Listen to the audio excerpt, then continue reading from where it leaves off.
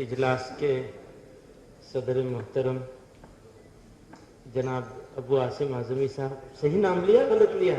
सही लिया ना? आप मुत्तफिक हैं इससे? और इस प्रोग्राम के रूह रवा सईद हमीद साहब, जितेंद्र अहवार साहब,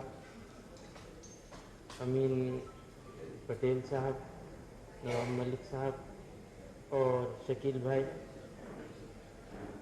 यहाँ सारे लोग जो मौजूद हैं, जैसा कि बता रहे थे अभी, तो ये VIPs की अंजुमन है। मैं इमाम साहब को देख रहा हूँ जामा मस्जिद के, और भी बहुत सारे ऐसे लोग मौजूद हैं जो अपनी ज़ात में खुद अंजुमन है। जब मैंने ये सुना कि छत्रपति शिवाजी महाराज पर किताब लिखी गई है, तो मुझे ऐसा लगा जैसे मेरे दिल की बात, बेसाख्ता। ये तो मेरे दिल की बात। पिछले 3-4 साल से पुणे आना हो रहा है, और उस वक्त में मैंने हिंदी में कुछ चीज़ें मुझे मेरे किसी दोस्त ने दी, और मैंने छत्रपति शिवाजी महाराज के बारे में वो पढ़ा। उसको पढ़ करके दिल में ये ख्याल था कि ये चीज हमारे सब लोगों को पढ़नी चाहिए। कैसे पढ़ेंगे? तो जो हम सोच रहे थे वो सईद हमीद साहब ने कर दिखाया। हम सोचते रह गए, इन्होंने कर दिखाया। तो मैं पूरी मिल्लत की तरफ से, हिंदुस्तान के ईमानदार मुअर्रिखीन की तरफ से, और भारत से मोहब्बत करने वाले सब भारतीयों की तरफ से खुद साख्ता नुमाइंदा बनकर उनको शुक्रिया अदा करना चाहता हूं।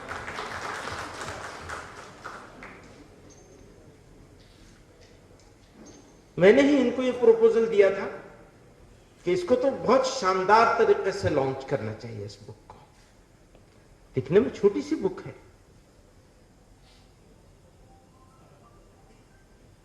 लेकिन हकीकत में ये वो कोशिश है कि जो कोशिश अगर सही तरह से ये लैंड कर गया,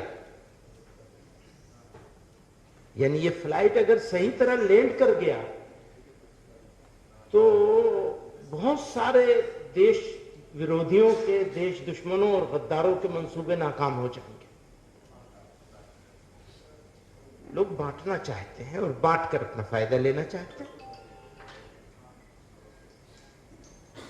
मुझे इसमें कोई तरद्दुद नहीं होता, जितना मैंने पढ़ा है इनके बारे में, कोई तरद्दुद नहीं होता कि मैं ये कहूं कि वो शख्सियत इस काबिल थी कि उसको इंडिया के पॉलिटिकल सिस्टम के लिए एक रोल मॉडल के तौर पर पेश किया जाए। और खुद मुसलमानों के हाथ से, खुद हमारी जिम्मेदारी है, वो बिगाड़ना चाहते हैं, हमारी जिम्मेदारी है कि हम उसको बिगाड़ने नहीं दें किसी के। अगर इस बारीकी को हम समझेंगे तो उनका झंडा हमें उठाना चाहिए जोर से, सिर्फ महाराष्ट्र में नहीं, पूरे भारत। क्योंकि जिन लोगों ने इनके साथ गद्दारी करी, खुद इनके साथ गद्दारी करी, अगर आप तारीख उठा करके देखेंगे तो छत्रपति शिवाजी महाराज के साथ जिन्होंने गद्दारी करी है वो मुसलमान नहीं थे,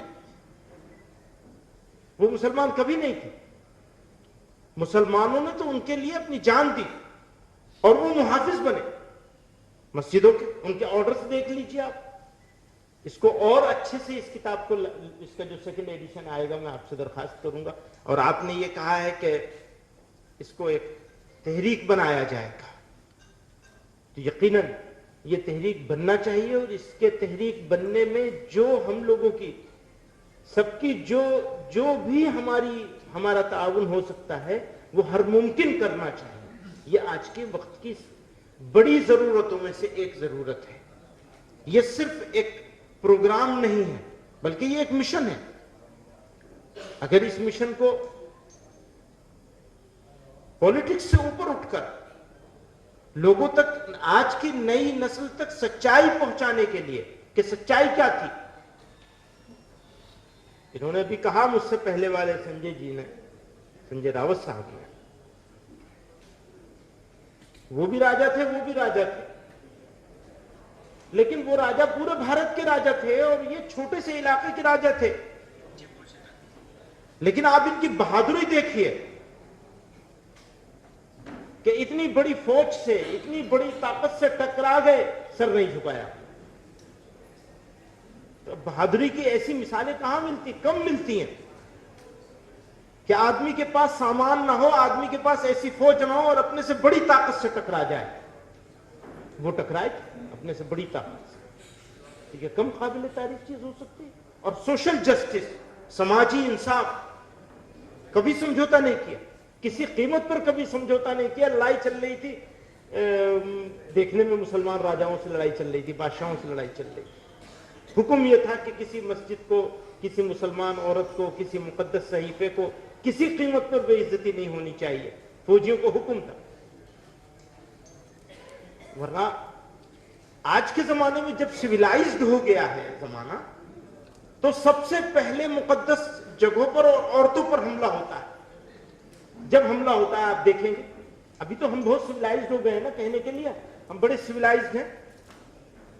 और वो जमाना दुनिया ऐसा समझती है कि अब से 300-400 साल पहले के जमाने में अगर हम जाएंगे तो लोग इतने सिविलाइज्ड नहीं थे, लेकिन वो हमसे ज्यादा सिविलाइज्ड थे, हमसे ज्यादा ईमानदार थे, हमसे ज्यादा शरीफ थे। हम तो बेईमान हो गए। तो मैं मुबारकबाद देता हूं उनको और इस बात का यकीन दिलाना चाहता हूं कि इस काम को आप आगे बढ़ाइए, हम आपके साथ हैं। और वाकईतन ये बड़ा काम है, वक्त की बड़ी ज़रूरत थी, आपने इसे पूरा किया है। तो सबकी तरफ से मुबारकबाद और सबकी तरफ से